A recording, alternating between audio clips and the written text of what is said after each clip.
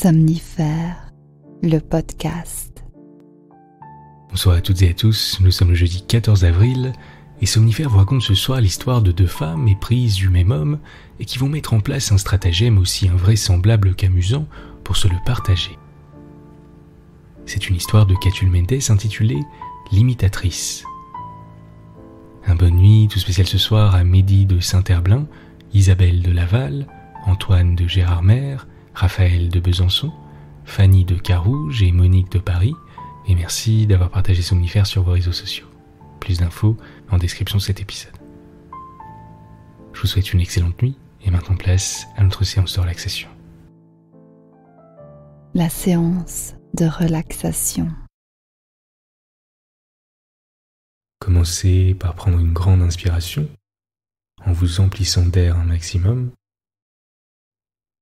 et en évacuant toutes les tensions de la journée à l'expire.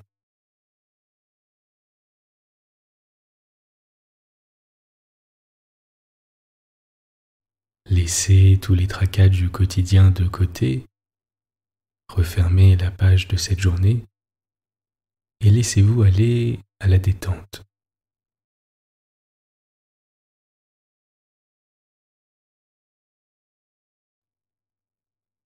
Avant de commencer, prenez quelques instants pour imaginer une pièce chaleureuse, confortable,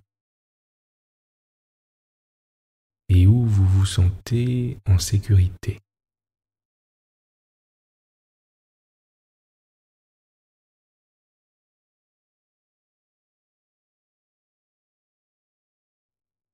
Il s'agit d'une pièce où se trouve une belle et grande cheminée.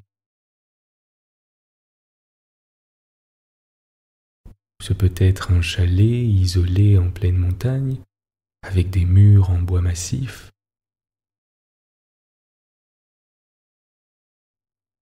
ou une vieille bibliothèque remplie de vieux ouvrages,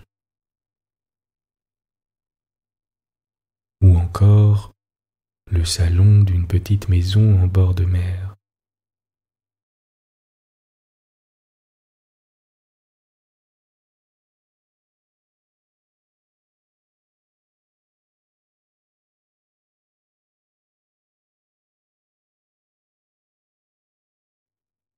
Et je vous propose à présent de vous installer auprès du feu.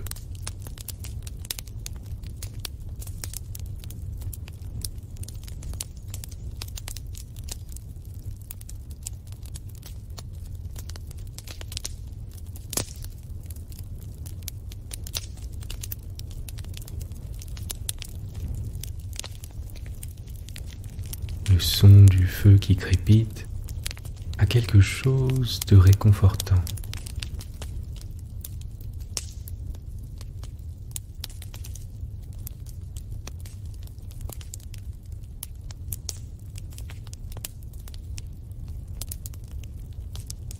Vous observez les flammes qui dansent et ondulent avec élégance.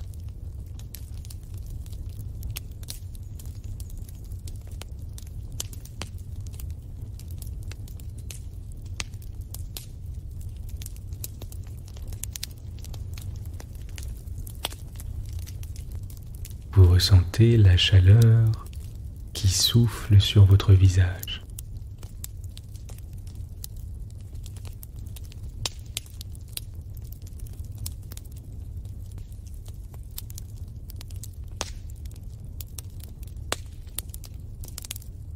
Appréciez l'odeur du bois fumé.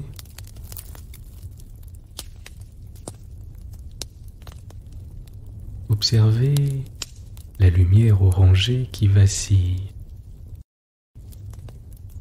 et vous enveloppe chaleureusement.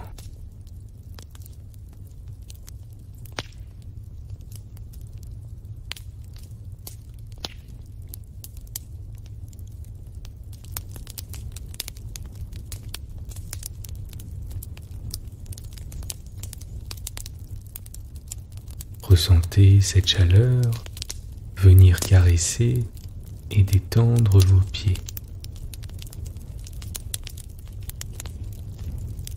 Et montez doucement jusqu'à vos chevilles.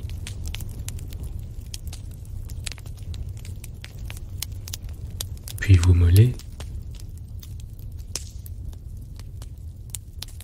vos genoux,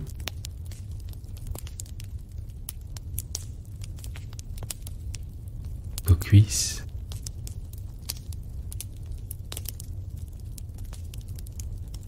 vos fesses et votre région pelvienne,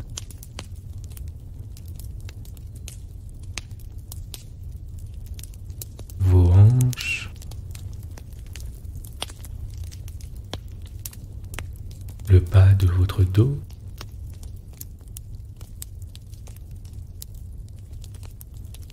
votre dos, vertèbre par vertèbre,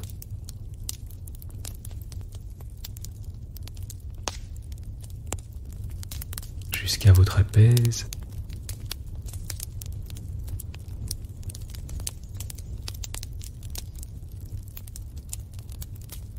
c'est maintenant le tour de vos épaules,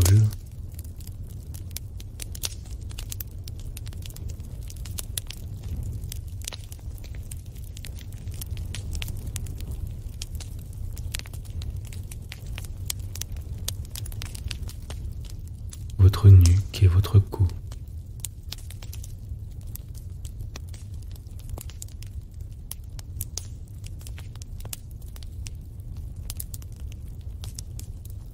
Votre visage.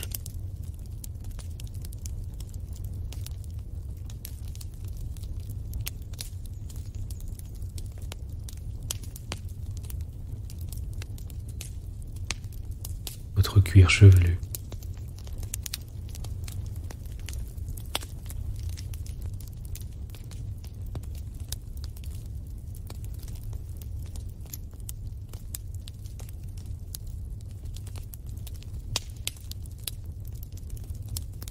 Vous appréciez la quiétude qui s'installe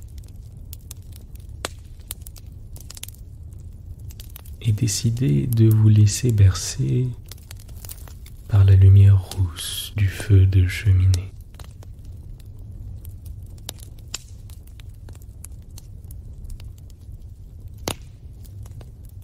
Vous écoutez le bois craquer.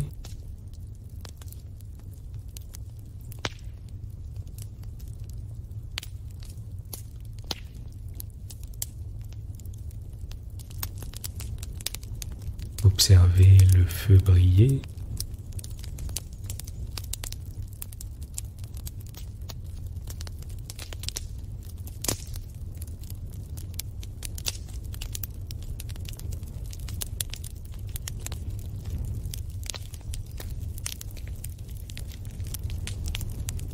Et laissez-vous bercer par le doux ronronnement du feu qui crépite.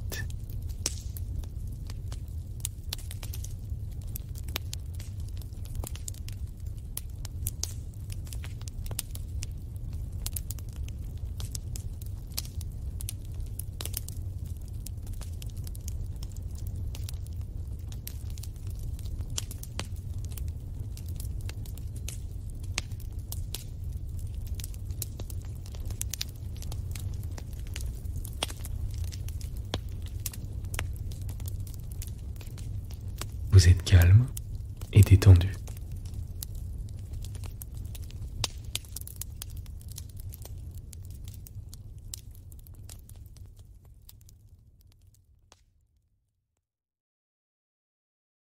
L'histoire du soir. Du succès à beaucoup de succès.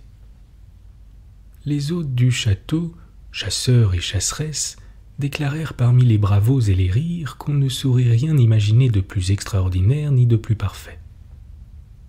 Il est certain qu'entre les tableaux vivants et le cotillon de minuit, la petite madame de Courtisol avait imité à ravir toutes les divas d'opérette. Même en regardant l'imitatrice, la confusion n'était pas impossible tant la jolie mondaine parodiait exactement. Quel triomphe dans une revue de l'année!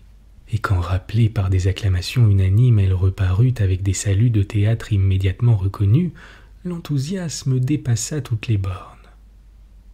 Mais madame de Courtisol ne sembla qu'assez peu sensible à cet enviable succès. Presque maussade depuis 3 jours, elle n'avait consenti qu'après de longues prières à faire montre de ses talents. et une fois rentrée dans le boudoir qui servait de coulisse, elle se laissa tomber dans un fauteuil, les bras ballants, avec un air mélancolique qui était tout à fait attendrissant. Cet air-là, Madame de Ruremonde ne manqua pas de le remarquer, et même elle s'en émut, étant une très bonne amie. De sorte que 2 heures plus tard, dès que l'on fut couché dans le château, elle entra à demi dévêtue, un peignoir qui tient à peine sur la neige ronde des épaules, dans la chambre de Madame de Courtisol, au moment où celle-ci, un genou rose sur le bord des draps, allait se glisser dans la blanche fraîcheur de la toile. Et elle demanda très vite d'un ton qui s'intéresse. « Eh bien, voyons, qu'y a-t-il? Qu'avez-vous » Hélène de Courtisol, assise sur le lit, les jambes pendantes dans la transparence de la batiste, on voyait sous la dentelle de sa chemise se retrousser un peu l'orteil de son pied nu, prit sa tête entre ses mains et poussa de si grands soupirs que sa gorge, par sursaut, débordait délicieusement la maline. « Il y a, dit-elle enfin, que je suis amoureuse. »« Eh bien, où est le mal, ma chérie ? » ?»« Amoureuse, tout à fait. » »« Comment cela m'a-t-il pris ? Je l'ignore. Mais il est bien vrai que j'ai la tête perdue et que mon cœur ne sait plus où il en est. Quand je vois celui qui me trouble ainsi, il me vient à la fois des envies de me cacher et des envies de lui sauter au cou. Il me semble que je défaillirais d'ivresse s'il me serrait la main seulement. Et à cause des moustaches qu'il a, oh les jolies moustaches, des frissons me courent partout. Je sens mes yeux très chauds sous les paupières qui battent. « Ce sont de graves symptômes, dit Madame de Ruremonde. Mais je ne vous plains guère, puisque sans doute il vous adore. Il n'a pas même l'air de s'apercevoir que je l'aime. Courtois, rien de plus. C'est en vain que depuis 3 jours, je me hasarde avec la modestie qui convient à des regards presque tendres, à des mains qui ne se retirent pas trop vite, à tous les encouragements qui permettent et qui promettent. Oh la pauvre petite, c'est donc un sauvage, un barbare ou un aveugle, cet homme qui a de si jolies moustaches, et qui montre tant d'indifférence. Il faut que vous me disiez son nom. Je ne suis pas de celles qui se refusent à servir leurs amis. Comptez sur moi. Il ferait beau voir que jolie et exquise comme vous l'êtes, vous ne fussiez pas idolâtrée de quelqu'un que vous avez daigné remarquer. Son nom, tout de suite. Nous imaginerons un moyen de lui ouvrir les yeux et le cœur. Allons, mignonne, dites-moi qui c'est. Hélas, vous le connaissez bien, il est dans ce château, comme nous. C'est Monsieur de Marciac. Monsieur de Marciac ? Après un cri d'étonnement, Madame de Ruremonde eut un long rire qui secoua tout le peignoir sur la chair lisse des épaules et sur les bras gras et doux. « Comment ? Vous me dites cela à moi ? Mais vous ne savez donc rien de ce qui se passe, et personne ne vous a jamais donné à entendre que depuis 1 an ou 2, j'ai toujours été brouillée avec les dates, je ne suis pas absolument indifférente à Monsieur de Marciac. Oh mon Dieu !»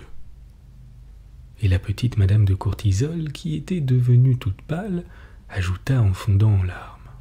« C'est le dernier coup. Vous voyez bien que je suis la femme la plus malheureuse de la terre. »« Voyons, voyons, » dit Madame de Ruremonde, conciliant après un long silence. « Il ne faut pas se désoler de la sorte. Elle fait vraiment pitié, la chère. C'est très émouvant de voir une personne amoureuse à ce point. Causons.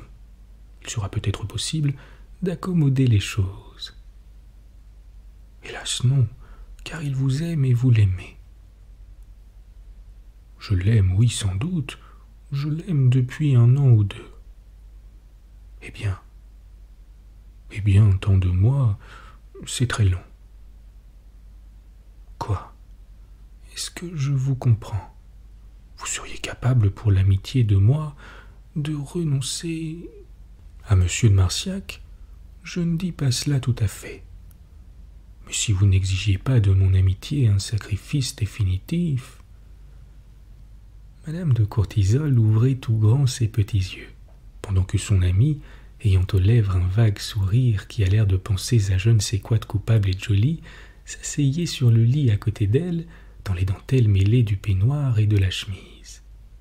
Il y eut aussi un froissement plus doux que celui des étoffes.